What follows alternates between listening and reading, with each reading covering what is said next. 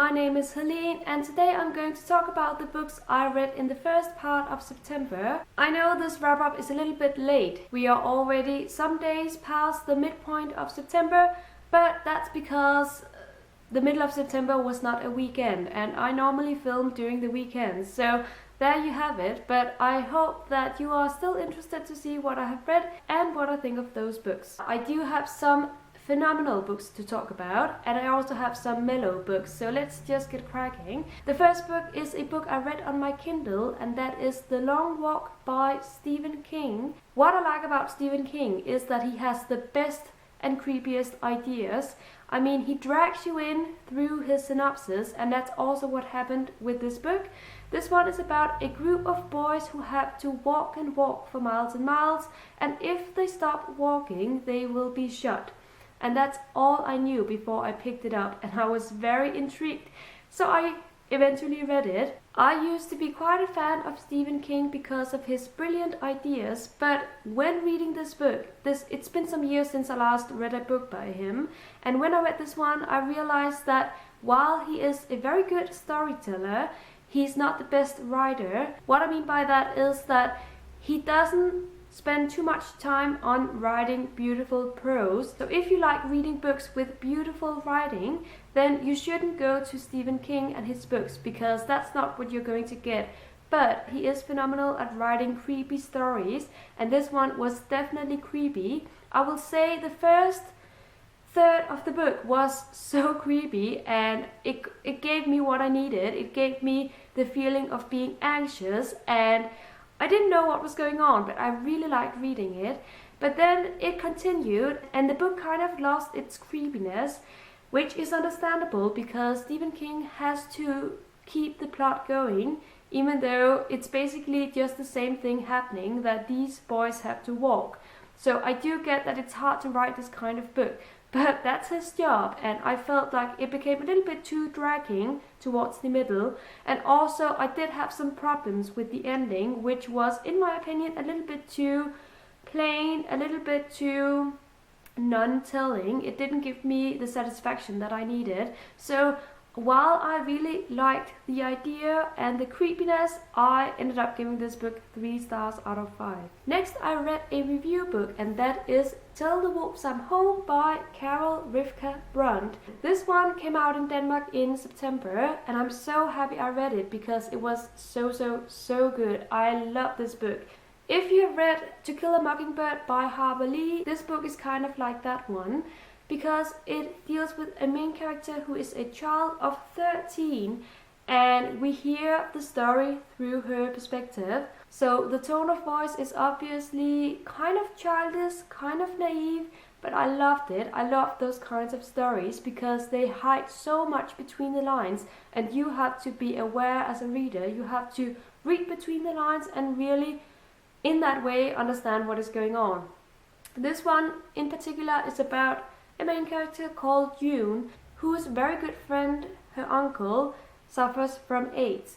And then one day she is told that he is about to die, and obviously that breaks her heart. And then he dies, things happen, June realizes some things about him that she didn't know beforehand, and it's just such a beautiful story. It also contains some important themes, I think, about AIDS and how people viewed AIDS back in the days, because this one is told in 1987, back when AIDS wasn't that known a phenomenon and people were scared of it. So I think this book was just so beautiful. I highly recommend it. All in all, I gave this one 4.5 stars. It is now one of my new favorites. I really recommend that you check it out, especially if you liked To Kill a Mockingbird by Harper Lee. Another ebook I read in September is The Invasion of the Tearling by Erika Johansen, which is the second book to The Queen of the Tearling. Now, I rated The Queen of the Tearling, the first book, 4 stars. I loved it. I felt like it was kick-ass. The main character was very interesting and she went through some amazing changes. This one was not as good. It was good enough. It was a 3-star book for me, but I felt like the book lost some of its pace, some of its amazingness, because we don't hear that much about the main character, Kelsey. We do hear about her towards the middle of the book, and then gradually we hear more and more about her, but she's not as interesting as in the first book. So that was a bit disappointing, but also I felt like the pacing of the book in general was just way too slow. I mean, if you didn't like the pacing of the first book, which was very descriptive and not very action-packed, then I don't think you will like the sequel, because this one is even slower. And while I don't mind a slow book as long as it's interesting and grabbing, then this one was just way too slow and not a lot was going on, in my opinion. This one is very much about war and tactic and trying to win this war.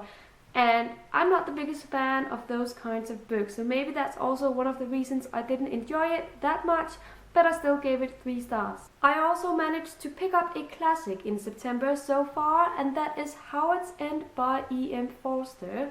A very short one, and you may recognize the name E.M. Forster because he's also the author of A Room with a View. Now, I read A Room with a View some years ago and I really liked it.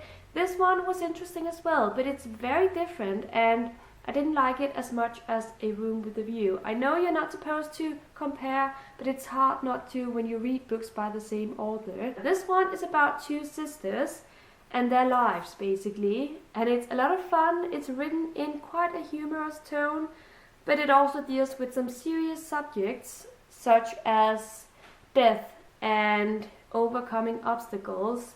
And a lot of other serious subjects. I can't get too much into it because that would ruin the book, but it was definitely entertaining. It grabbed your interest and it kept it most of the way. I didn't feel like this book was mellow. It wasn't anything extraordinary, but it wasn't boring either, so I ended up giving this one 3 stars. Next we have Blood of Dragons by Robin Harp, which is the 4th and final book in the Rainwild Chronicles. Now, I wanted to read this one just to finish up the series and see how it all ended. I gave this one 3 stars, as well as I did all the other books in the series. It's a good series. What I like about it is that even though I'm not the biggest fan of fantasy, I still understood what was going on, and I felt like it was a cute story. In this one in particular, I felt a deep connection to all the characters, which I didn't really feel in the first 3 books. I mean, I liked them, but I really liked them in this one. So I appreciated this conclusion and I liked how things were going. But it's just a mellow, mediocre series. It wasn't anything extraordinary. I'm very eager to dive into some of Robin Harp's other series because I've heard that they are extraordinary. And I always like to read extraordinary books, and I also own another one of her series, the Live Ship Traders series, I think it's called. So I'm happy I finished this one so that I can get to that one. That's kind of how the series was like, just to finish it so that I could get to the next ones. The last book I had to talk about in this wrap-up is another classic, and that is Northanger Abbey by Jane Austen. And I'm just so in love with this book. This was pure amazingness. I mean, I can't believe I've had it on my shelves for over a year without having read it, because this was so amazing.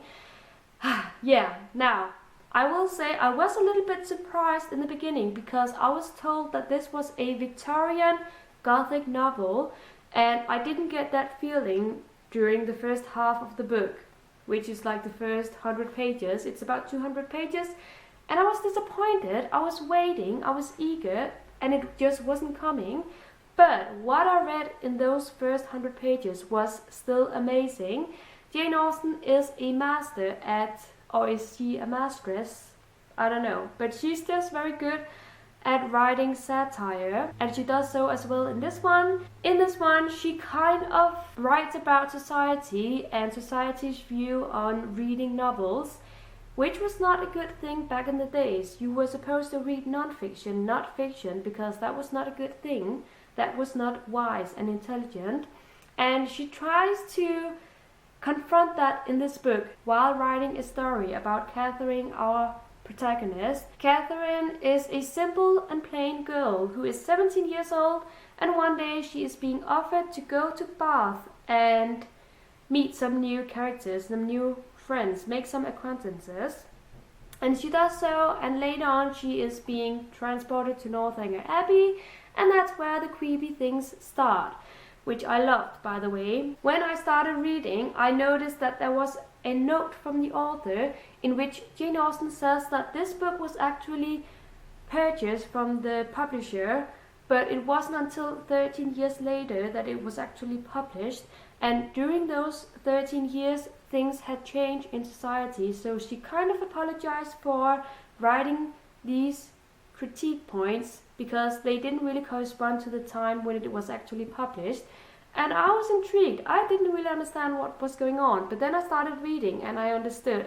So I thought that was a nice extra touch to the story. I keep rambling about this book, but basically this gives you everything. This gives you a journey, kind of like Jane Eyre. We have a main character who goes through such a tremendous journey in just 3 months. It's also very creepy. I read parts of this while lying in bed at night, and I was a little bit creeped out, but I liked it.